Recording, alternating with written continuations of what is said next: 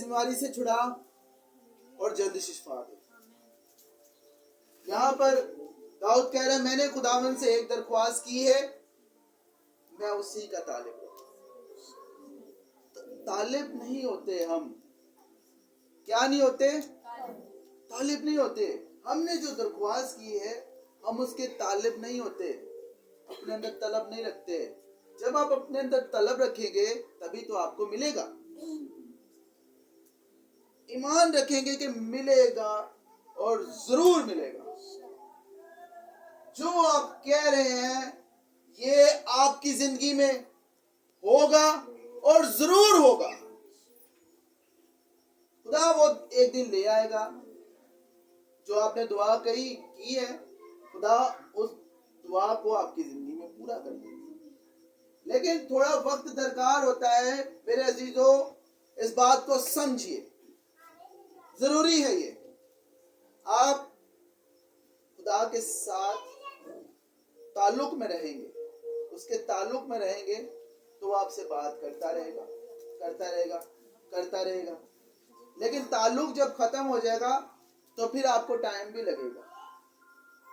बहुत सी बातों का, बहुत से लोगों को आधे घंटे बाद जवाब मिल जाता है, बहुत से लोगों को आधे दिन के बाद जवाब मिलता है, बहुत से लोगों को एक दिन के बाद जवाब मिलता है, बहुत से लोगों को एक हफ्ते के बाद जवाब मिलता है, बहुत से लोगों को महीने के बाद जवाब मिलता है, बहुत से लोगों को साल लग जाते हैं, लेकिन जवाब जरूर मिलता है। वेट करना बहुत जरूरी है। आपको जल्दी भी जवाब मिल सकता है, लेकिन ये आपके ऊपर है कि आप ऐसा क्या करेंगे कि खुदावन जल्दी सुन लेगा। और उसका तरीका और कोई है नहीं कि कोई ऐसा हो कि आप दुआ जो आपने लिख ली है बस उसे आप एक अपने सामने रख दो और बस उसे पढ़ते रहो, पढ़ते रहो, पढ़ते रहो। ऐसा नहीं है। आप तन्हाई में जाओ, उस दुआ को ईमान के साथ कहो और उम्मीद रखो। और उम्मीद भी कैसी रखनी है? मिलने वाली, मिलने वाली। एक और चीज मैं आपको थोड़ा सा मैं सिखाता हूँ। यहाँ पर जब साबित कदम रहेंगे तो एक चीज हर एक इंसान के साथ होती है। साबित कदम जब कोई शख्स एक चीज ठान लेता है कि मैं, अगर कोई शख्स बीमार है मिसाल के तौर पर, तो वो अपनी बीमारी में खुदा से दुआ करता है और बीमारी जाने का नाम नहीं लेती और परेशान होता है, परेशान होता जाता है, परेशान होता जाता है। लेकिन अगर उस परेशानी में उसकी उम्मीद टूट जाए तो क्या होगा? दुआ का जवाब आएगा? नहीं आएगा, पॉसिबल नहीं है। मैं चाहता हूँ तीसरी आयत, ज़बूर 27 उसकी तीसरी आयत। हवा मेरे खिलाफ लश्कर खैमा जन हो, मेरा दिल नहीं डरेगा। वहाँ मेरे मुकाबला में जंग बरपा हो तो भी मैं खातिर जमा रहूंगा। हालेलुया, खातिर जमा रहना है। आपको खातिर जमा रहना है। जो आपने खुदा से कह दिया है उस पर उम्मीद रखें कि वो आपको मिल जाएगी। वह मेरे खिलाफ लश्कर हमजन हो, मेरा दिल नहीं डरेगा। मैंने खुदावन से दुआ की है, मुझे जवाब जरूर मिलेगा। आप दुआ करते हैं तो आपकी उम्मीद जब नहीं मिलता, उम्मीद टूट जाती है। उम्मीद को बना कर रखेंगे तो आपको बहुत जल्द जवाब मिलेगा। क्योंकि बाइबल में जो जो बात लिखी है वो झूठी तो नहीं हो सकती, सच्ची है। इससे ज्यादा कोई सच्चाई दुनिया में मौजूद नहीं है। जब आप दुआ करते हैं तो जो आप खुदा से कह रहे हैं खुदा ऑलरेडी सुन रहा होता है, लेकिन वो आपको कुछ सिखा भी रहा होता है। जब आप कंटिन्यू दुआ करते हैं, कंटिन्यू दुआ करते हैं, कंटिन्यू दुआ करते हैं और करते रहते हैं, आप देखेंगे कि आपकी दुआ में भी थोड़ी सी चेंजिंग आ जाएगी। फिर अक्सर आपने ये गवाहियां सुनी होगी कि मैं खुदा से कोई चीज मांग रहा था और कंटिन्यू मैंने मांगता गया, मेरी दुआ में थोड़ी चेंजिंग आ गई और जैसे ही मेरी दुआ में चेंजिंग आई मुझे वो चीज मिल गई। हालेलुया। हम नहीं जानते हमें दुआ कैसे करनी है, हमें नहीं पता। हम अच्छाई को और बुराई को उस तौर पर नहीं जानते, हम खुदा की मर्जी को नहीं जानते, उसके प्रोमिसेस को नहीं जानते। सारी बातों को जब हम जान लेंगे, खुदा आपको कुछ सिखाना चाहता है, सब कुछ आपकी जिंदगी में खुदा वैसे भी दे देगा, लेकिन आपको कुछ बताना चाहता है।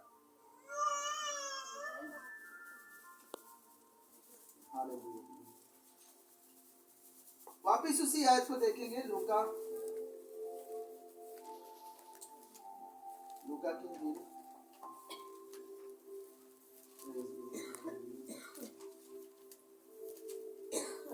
11 बाब।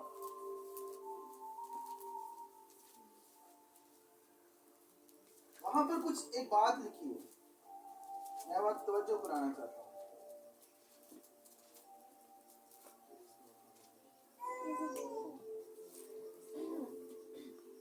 यहाँ पर कुछ यूं मरकूम है 10वीं आयत में, 11वीं आयत से मैं पढ़ रहा हूं। तुम में से ऐसा कौन सा बाप है जब उसका बेटा रोटी मांगे तो उसे पत्थर दे? खुदा गलत चीज तो नहीं देगा ना, खुदा गलत चीज नहीं देगा। हम असल में दुआ में अक्सर औकात, मैं किसी की दिलदारी नहीं कर रहा, दुआ में अक्सर पत्थर मांग लेते हैं।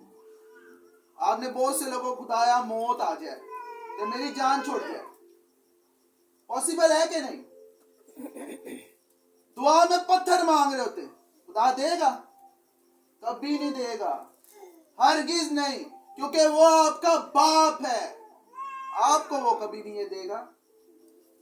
हाँ, आप रोटी मांगेंगे तो वो आपको देगा, क्योंकि वो अच्छा बाप है। फिर लिखा है मछली मांगे तो मछली के बदले उसे सांप दे, अंडा मांगे तो उसको बिच्छू दे। बिच्छू मांग रहे होते हैं तो कहां से अंडा मिलेगा? अंडा मांगेंगे तो अंडा ही मिलेगा। सही दुआ करनी नहीं आती। इस जो ये पैराग्राफ है, ये जो 2 आयात मुकद्दसा है, इसमें यीशु मसीह ने जो तमसील कही है, ये यीशु मसीह ने मांगने का तरीका बताया है कि आप जो मांगते हैं सही तौर पर नहीं मांगते, आपके मांगने का थोड़ा सा स्टाइल ठीक नहीं है, और मांगने के स्टाइल को थोड़ा सा ठीक करो, आपको वो चीज मिल जाएगी। दुआ में उम्मीद, दुआ में इंतजार बहुत जरूरी है। जिस चीज को आप मांग रहे हैं वो आप दुआ करने के बाद क्या होता है कि बस दुआ की और उसके बाद भूल गए, फिर दुआ की भूल गए, फिर दुआ की भूल गए, और फिर लोगों को कहते रहते हैं बड़ी दुआ करना, बड़ी दुआ करनी है। ये ठीक नहीं है। आप कितनी आपने दुआ की खुदा से? 1 घंटा दुआ की, 1 घंटे के बाद आपने जवाब लेने के लिए कितनी देर बैठे? कितनी देर बैठे? जवाब लेने के लिए कितने लोग कितनी देर बैठते? 5 मिनट बैठते दुआ कि खुदा बोलने वाला है, खुदा बोलने वाला है, अब बोलेगा। ऐसा कितने लोग करते हैं? बहुत कम लोग हैं ऐसे जो ऐसा करते हैं। सारा दिन दुआ करेंगे, हर वक्त दुआ करेंगे, लेकिन सुनेंगे नहीं। सुनना भी है। आप जो कह रहे हैं खुदा आपको जवाब दे भी रहा है कि नहीं? दुरुस्त चीज मांगेंगे खुदा आपको जरूर देगा। दुरुस्त चीज मांगनी है, दुआ कंटिन्यू करते रहेंगे, आपकी दुआ का स्टाइल चेंज हो जाएगा। और जब चेंज हो जाएगा, वो चेंज ऐसे नहीं हुआ, वो खुदा की मर्जी है। दुआ में आपने चेंजिंग जो आई है वो आपकी ऐसे नहीं आई है, वो जब चेंजिंग है वो खुदा की मर्जी से आई है। जब आप उसकी मर्जी से मांगना शुरू करोगे, आपको उसी वक्त मिल जाए। हालेलुया। खुदा के कुछ प्लान्स होते हैं, कुछ कंडीशंस होती हैं, उन प्लान्स को, कंडीशंस को कोई नहीं जानता। आपको एक वाक्य बताता हूं, आप इस वाक्य को भी इसका रेफरेंस भी कोट कर लें। पहला सैमुएल उसका 26 बाब, पहला सैमुएल उसका 26 बाब। यहां पर हम जानते हैं खुदा ने जब दाऊद को चुना तो वो कितने वर्ष का था? कितने वर्ष का था? बुलंद आवाज से, कोई बात नहीं, गलत पहले गलत बोलेंगे फिर सही बोलेंगे। एक मिनट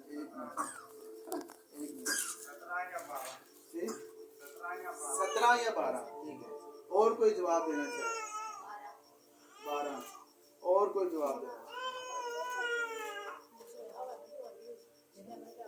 दाऊद बाइबल मुकद्दस के मुताबिक 16 बरस का था। हालेलुया। छोटा है, बहुत छोटा है, बिल्कुल बच्चा कह लो। हमारे दरमियान में इस एज का कि कौन बैठा हुआ? हाथ रेज करें, अपना हाथ थोड़ा। जॉन किधर गया? चलिए खैर हो। कितने बरस के? 16 बरस। 16 बरस का बादशाह होता है। खुदा ने उसके लिए एक प्लान मुकर्रर कर दिया। खुदा कह रहा है कि ये अपने नबी को कह रहा है कि जा और फलां शख्स में मैंने एक शख्स को देख लिया है, तो उसे बादशाह मुकर्रर कर दिया, बादशाह के लिए मसा कर दिया। गया और बादशाह के लिए मसा कर दिया। साउल इस बात को जानता था कि यह होने वाला बादशाह है, लेकिन खुदा की मर्जी को वो खराब करना चाहता था। वो चाहता था कि ये मर्जी पूरी ना हो, लेकिन खुदा ने ठहरा दिया है जो अपनी मसलत से क्या वो बदल सकता है? हरगिज नहीं। जो उसने ठहरा दिया है वो कभी भी बदलेगा नहीं। और बहुत सी मुसीबतें आई दाऊद पर, बहुत सी मुसीबतें आई। और उस वक्त दाऊद क्या था? बच्चा था, लेकिन वो खुदा की वर्शिप किया करता था, हम्द किया करता था। और इतनी छोटी सी उम्र में उसने क्या किया? जाति जूलियत को भी मार दिया। ये बात उसकी नहीं है, ये बात जिंदा खुदा की है, जिसका मस्सा उसके ऊपर था। उस मस्सा के सबब से उसने जाति जूलियत को मार गिराया था। हालेलुया। खुदा ने कुछ प्लान्स मुकर्रर कर रखे। दाऊद का दुश्मन बन गया था साउल। तो इस आयत में दाऊद के हाथ में खुदा ने सैमुएल को कर दिया, ठीक है। अब यहाँ पर सो दाऊद और अबीशै रात को लश्कर में उसे और देखा कि साउल गाड़ियों की जगह के बीच में पड़ा सो रहा है। गहरी नींद। अब ऐसा उसका दुश्मन, दाऊद को पता है कि ये मेरा दुश्मन है, तो भी उसे सोया हुआ देखकर उसे कुछ नहीं कह रहा। आप देखें, वो उसी से भाग भी रहा है, साउल से भाग भी रहा है कि ये मेरे कत्ल के दर पे है, ये मेरा कत्ल करना चाहता है। भाग रहा है, उससे भागी जा रहा है। तो भी जब खुदा ने साउल को उसके हाथ में कर दिया, तो भी उसे मारा नहीं। उसने नहीं मारा। उसके साथ अबीशै था। अबीशै कहता है क्या कह रहा है दाऊद? 8वीं आयत में, तब अबीशै ने दाऊद से कहा, खुदावन ने आज के दिन तेरे दुश्मन को तेरे हाथ में कर दिया है, सो अब जरा मुझको इजाजत दे कि एक ही बार में मैं उसे जमीन से पैबंद कर दूं और उस पर दूसरा वार करने का भी नहीं। एक ही बार में यूं मारूं और सीधा मेरा जो नेजा है वो जमीन में चला जाए, ऐसा मारूं कि मर जाए, दूसरा वार मैं नहीं करूंगा। अबीशै बहुत पावरफुल, बहुत खुदा का बहुत जबरदस्त बंदा था और सिपाही था, सिपाहियों में सरदार जो होते ना लश्करगाह के सरदार, वो था। दाऊद कहते हैं नहीं, दाऊद ने अबीशै से कहा, उसे कत्ल ना कर। कौन है जो खुदा के ममसू पर हाथ उठाए और बेगुनाह ठहरे? वो दाऊद जानता था कि ये खुदा का ममसू है, मैं इस पर कैसे हाथ उठा सकता हूं? ये खुदा का मसा किया हुआ बंदा है, मैं इस पर हाथ नहीं उठा सकता। अगर मैं हाथ उठाऊं भी तो मैं बेगुनाह नहीं लौटूंगा, मुझ पर गुनाह आ जाएगा, ठहर जाएगा, बेगुनाह नहीं ठहरूंगा। गुनाह भी जब हम अपनी जिंदगी में करते हैं, बगैर सोचे समझे कर जाते हैं, बोल जाते हैं, कुछ भी, वो गुनाह बनकर आपके ऊपर रहता है बोझ की तरह, और वो बोझ जब तक हटता नहीं है लानत भी बन जाता है, और लानत के सबब से बीमारी आती है, लग जाती। तो जिस मैं आपको जो बताना चाहता हूं कि टाइम लगता है हर चीज को। दाऊद उस वक्त बादशाह नहीं बना था, तो भी वो उस वक्त साउल को मारता और बादशाह बन जाता। क्या ऐसा और नहीं हो सकता था? वो साउल को मारता और बादशाह बन जाता, लेकिन उसने ऐसा नहीं किया। यहां पर क्या लिखा है? दाऊद ने यह भी कहा कि खुदावन की हयात की कसम, खुदावन आप उसको मेरे हाथ मारेगा, आप उसको मारेगा, या उसकी मौत का दिन आएगा, या वो जंग में जाकर मर जाएगा, लेकिन खुदावन ना करे कि मैं खुदावन के ममसू पर हाथ चलाऊं। देखिए कैसी जबरदस्त बात है। ये खुदा की मर्जी को जानता है। दाऊद खुदा की मर्जी को जानता है। दुरुस्त बात। क्यों दुरुस्त बात? क्योंकि खुदा से मोहब्बत है, प्यार है, खुदा का मस्सा है उस पर, खुदा की रूह उस पर जोर से नाजिल हुआ करती है और वो खुदा की हम्द किया करता है, खुदा को सही तौर पर जानता है, और वो ऐसा गलत काम नहीं करेगा, और उसने किया भी नहीं। बस उसने कहा कि अब निशानी ले जाते हैं, ठीक है, उसके जुब्बे का एक टुकड़ा काट लेते हैं कपड़े का, और उसकी जो पानी की सुराही रखी हुई उसको उठा लेते हैं और ले जाते हैं। अबीशै से कहा इसको उठा और चल, आजा चल। आप देखें कि अब उसके सर निशानी भी ले गया कि देख, दूसरे दिन कहा कि देख खुदा ने कल ही तुझे मेरे हाथ में कर दिया था, लेकिन मैंने तुझ पर हाथ भी नहीं उठाया। ये खुदा की मर्जी है, और वो मरा भी जंग में ही है। देखो खुदा के खादम के मुंह से बात निकली है तो वो मरा भी जंग में ही है। इसका मतलब यह कि दुरुस्त राह पर है दाऊद। दुरुस्त राह पर होना बहुत जरूरी है। हम जिस राह पर हैं उस राह पर अगर दुरुस्त नहीं है तो बहुत सी बातें आप से छूट जाएंगी, रह जाएंगी, नहीं कर पाओगे, बहुत मुश्किल हो जाएगा। लेकिन जब आप खुदा की मर्जी को जान लेंगे, उसके वादों को जान लेंगे, तो फिर उसके मुताबिक ढल जाएंगे। जो कहेंगे आपकी जिंदगी में हो जाएगा। मैं आपको सच कह रहा हूं। इसीलिए नहीं मिलता क्योंकि हम ना खुदा की मर्जी को जानते हैं, ना उसके वादों को जानते हैं, ना हम जो मांगते हैं उसकी उम्मीद रखते हैं कि मिल जाएगा। उम्मीद ऐसी होनी चाहिए जैसी दाऊद ने ज़बूरों में कही है, वाह मेरे खिलाफ लश्कर खैमा जन हो, मैं नहीं डरूंगा। बीमारी जितनी भी बड़ी हो, मैं नहीं डरूंगा। ऐसा हमने पढ़ा है कि नहीं पढ़ा? कितने लोगों ने सुना? हाथ अपना पूरा ऊपर करो। अच्छा, ये नहीं लोगों ने पढ़ा, यहाँ नहीं सुना, यहाँ मेरी आवाज नहीं गई। मैं आपके लिए दोबारा पढ़,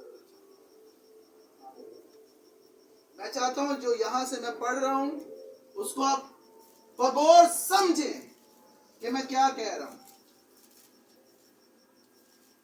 ज़बूर 27,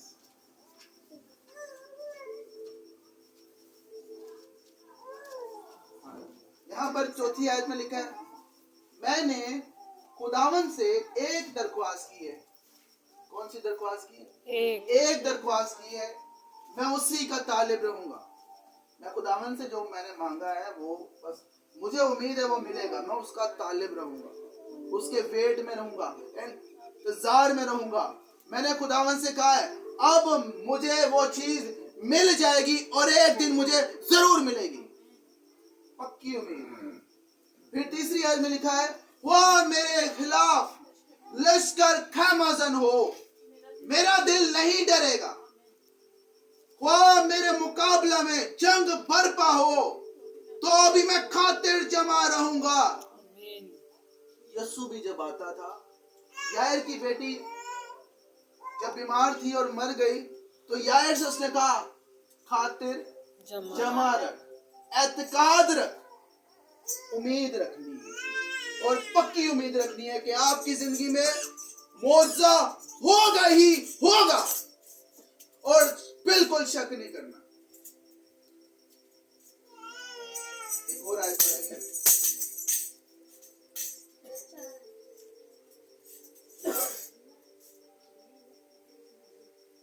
चौदहवीं आयत। खुदावन की आस रख, मजबूत हो और तेरा दिल कभी हो। हाँ, खुदावन ही की आस रख।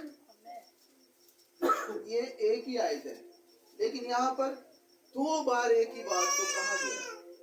खुदावन की आस रख, मजबूत हो, तेरा दिल कभी हो। हाँ, खुदावन ही की आस रख। फिर कहा खुदावन की आस रखनी है खुदा पर और मजबूत तौर पर, मजबूती तौर पर उम्मीद बनाकर रखेंगे। आपकी उम्मीद कभी नहीं टूटेगी। आपने जिंदा खुदा पर उम्मीद लगाई है, आपकी उम्मीद कैसे टूट सकती है? आप किसी बुत खुदा को तो मानते नहीं कि आपकी उम्मीद वो तोड़ेगा। आप जिंदा खुदा को मानते हैं, आपकी उम्मीद कभी टूट ही नहीं सकती। आप वेट करें, जो आप दुआ में आपने कहा उसका वेट करें और वेट करते रहें, कंटिन्यू करते रहें जब तक आपको जवाब नहीं मिलता। और आपने ये भी बात ध्यान में रखनी है कि आपने जो मांगी है दुआ वो आपको जरूर मिलेगी। उम्मीद रखनी है, बस उम्मीद पर कायम रहना और किसी चीज की फिक्र नहीं करनी। दाऊद क्या कह रहा है? ख्वाह मेरे खिलाफ लश्कर खैमाजन हो, मेरा दिल नहीं डरेगा। मैंने खुदा से दरख्वास्त की। किससे दरख्वास्त की है? खुदा से दरख्वास्त की है, मैं नहीं डरूंगा। खुदावंद हमारा खुदा हमारी दुआओं का जवाब देता है, लेकिन दुरुस्तगी से जब मांगेंगे तो हमको वो जरूर जवाब देता है। और दुरुस्त तौर पर हम जब खुदा से मांगेंगे तो हमको बहुत आसानी से मिल जाएगा। आपकी दुआओं में आपको यह पता होना चाहिए खुदा की मर्जी क्या है। आपको यह पता होना चाहिए खुदा के वादे क्या हैं। ये दो चीजें काफी हैं। और दुआ में साबित कदम रहें, बने रहें खुदावन में। जो भी आप खुदा से मांगो, बड़े से बड़ा मौजूदा भी मांगो, खुदा आपकी जिंदगी में। खुदा की मर्जी में जब रहेंगे, हर चीज आपकी खुदा की मर्जी के मुताबिक होगी, तो फिर छोटे छोटे काम नहीं, बड़े बड़े काम भी खुदा आपकी जिंदगी में करेगा। और इंस्टेंट हीलिंग भी करेगा। हालेलुया। कितने लोग जानते हैं कि खुदा चाहता है कि गैर कौमें भी खुदा पर ईमान लाएं? हाथ ऊपर। खुदा हमारा ये चाहता है, ये खुदा की मर्जी है कि नहीं? खुदा की मर्जी है कि नहीं? मेरी बात को समझ गए ना मैं क्या कह रहा हूं? ये खुदा की मर्जी है। अब ये खुदा की मर्जी है, अगर कोई शख्स उनके पास जाएगा उन्हें कलाम सुनाने के लिए, तो वो मर्जी के मुताबिक गया कि नहीं गया? खुदा की मर्जी के मुताबिक गया ना, तो खुदा उसके साथ है कि नहीं है? मैं एक बुजुर्ग के पास गया, वो बहुत तकलीफ में था और वो गैर कौम से था। मैंने उसके पास खड़े होकर मैंने सिर्फ इजाजत मांगी, क्या मैं आपके लिए दुआ करूं? मैं यीशु के नाम से दुआ करता हूं, क्या मैं दुआ करूं? उसने कहा हाँ करो। मैंने जब दुआ की, वो बहुत तकलीफ में था, दिल का मरीज था, हो सकता है उसी वक्त उसका इंतकाल हो जाता। ये खुदा की मर्जी है, मैं वहां पर पहुंचा हूं और मैंने दुआ की उसके लिए, और यीशु के नाम से मैंने कहा आप ठीक हो गए हो। उस वक्त मैं खुदा की मर्जी के मुताबिक गया हूं ना, ये खुदा की मर्जी है ना, तो उस वक्त इंस्टेंट जवाब आया और वो इंस्टेंट ही ठीक हो गया। फौरन फिल फॉर, जिसे कहते हैं फिल फॉर, ठीक हो गया। वो फिल फॉर ठीक हो गया, उसका दर्द भी खत्म हो गया। डॉक्टर कह रहे हैं ये तो पहले से ज्यादा जवान हो गया। ये खुदा की कुदरत है। आप उसकी मर्जी के मुताबिक काम करेंगे, वो आपके साथ ही है। आप उसकी मर्जी से हटकर काम करेंगे, वो आपके साथ नहीं है। आपके दिल में क्या है कोई इंसान नहीं जानता, लेकिन खुदा जानता है। आप जो खुदा से मांग रहे हैं, इसके बाद क्या करेंगे खुदा इसको भी जानता है। आप पूरे तौर पर खुदा की मर्जी में आ जाएं, उसकी छवि में ढल जाएं, उसके बाद जो जो आप कहेंगे वो आपकी जिंदगी में होता जाएगा, होता जाएगा, होता जाएगा, और खुदा देखेंगे खुदा कैसा इन पर मेहरबान है। हालेलुया। आइए अपने कदमों पर